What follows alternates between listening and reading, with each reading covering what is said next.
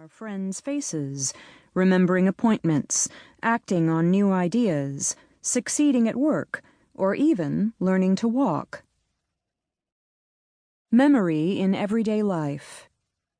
Memory is far more than simply bringing to mind information encountered at some previous time. Whenever the experience of some past event influences someone at a later time, the influence of the previous experience is a reflection of memory for that past event. The vagaries of memory can be illustrated by the following example. Without doubt, you have seen thousands of coins in your lifetime. But let us reflect on how well you can remember a typical coin that you may have in your pocket.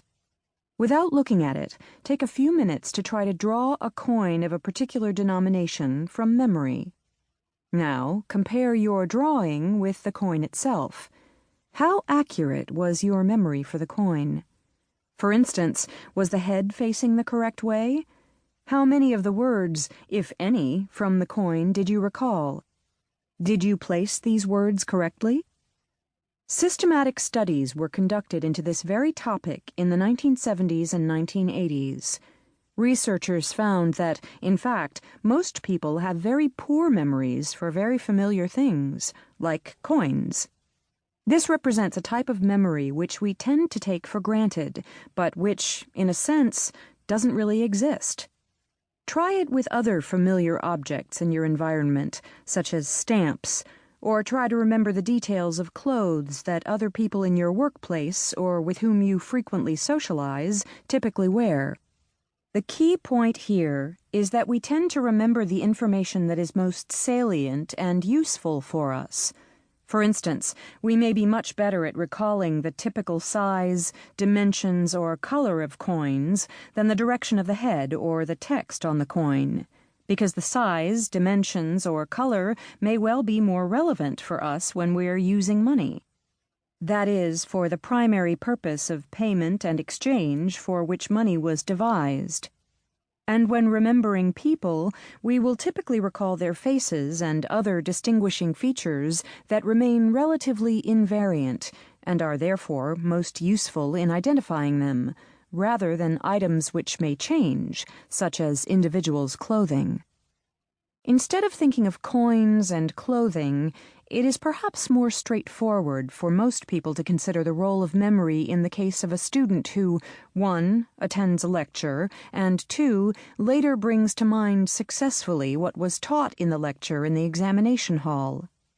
This is the type of memory that we are all familiar with from our own school days. But it may be less obvious that memory may still play an effective role for the student even when the person does not remember the lecture or the information per se, but instead uses information from the lecture more generally, that is, possibly without thinking about the lecture itself, or recalling the specific information that was presented in that context. This is termed episodic memory. In the case of the student's more general use of the information presented in the lecture, we refer to this information as having entered semantic memory, which is broadly analogous with what we also refer to as general knowledge. Furthermore, if that student later develops an interest or a marked disinterest in the topic of the lecture, this interest may itself reflect memory for the earlier lecture, even though the student might not be able to recall consciously having ever attended a lecture on the topic in question. Similarly, memory plays a role whether or not we intend to learn. In fact, comparatively little of our time is spent trying to record events for later remembering, as in formal study. By contrast, most of the time we are simply getting on with our everyday lives. But if, in this everyday life, something salient happens, which in our evolutionary past, as Homo sapiens, may well have been associated with threat or reward, then established physiological and psychological processes kick in, and we usually remember these events quite well. For example, most of us have had the experience of forgetting where we left our car in a large car park.